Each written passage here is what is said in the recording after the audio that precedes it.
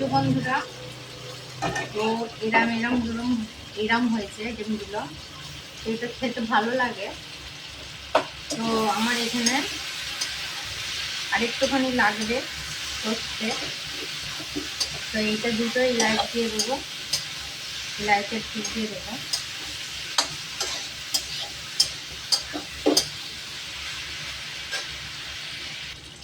এই দিয়ে দিচ্ছি দুটো ইলাচি।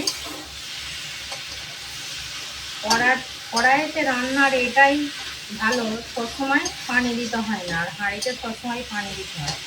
এই যে কত সুন্দর ভেজে ভেজে রান্না হচ্ছে, তো এর টেস্টটাই আলাদা হয়। তো হাঁড়িটা আমার ভালো লাগে না রান্না করতে, তবুও মাঝে মাঝে রান্না করি, এর টেস্টটাই আলাদা হয়। আমার সব কষা হয়ে গেছে, তো এখন দিয়ে দিচ্ছি পানি।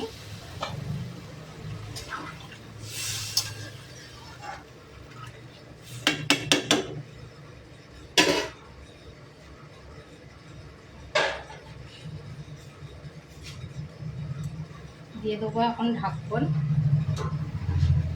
ফুটে গেলে ডিম দিয়ে দেখাচ্ছি। এইখানে আমার ডিমের ঝোল ফুটে গেছে, তো দিয়ে দিচ্ছি ডিমগুলো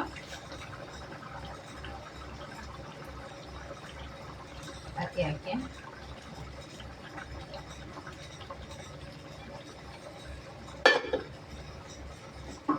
দিয়ে দিচ্ছি ঢাকনা। তো আমার এখানে কলমি শাক হয়ে গেছে সিদ্ধ,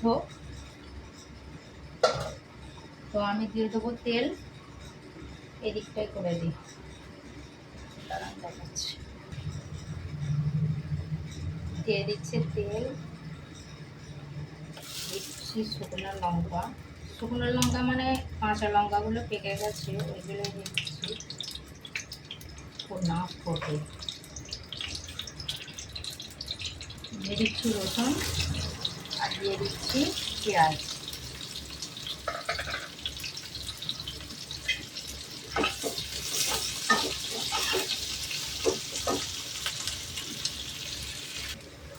পেঁয়াজটা হয়ে গেছে বন্ধুরা, এবার আমি দিয়ে দিচ্ছি কলমি শাক।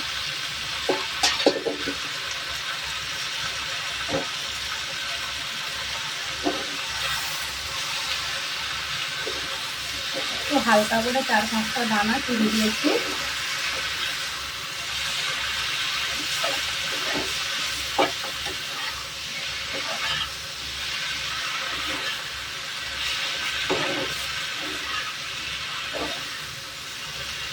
তো আজকে দুপুরে আল্লাহর রহমতে ডিম রান্না হয়েছে আর কলমি শাক ভাজা।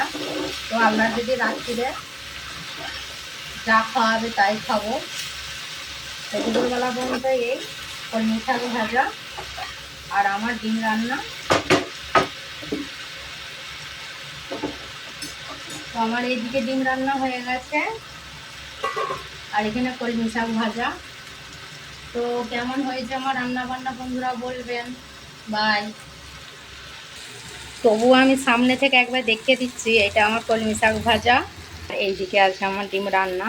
তো কেমন হয়েছে বন্ধুরা বলবেন।